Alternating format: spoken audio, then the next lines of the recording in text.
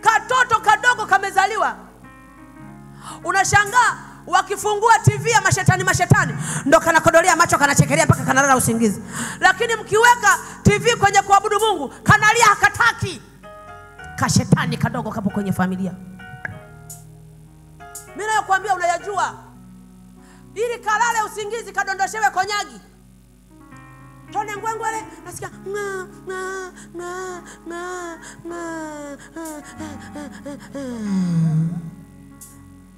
na wazazi washajua ili kasisumbue usiku, kila siku kananyweshwa gongo.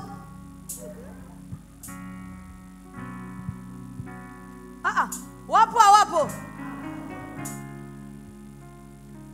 Unashangaa unaingia kwenye nyumba kwa sababu umeokoka, unakuta katoto kadogo, ukitaka kukapakata kanaanza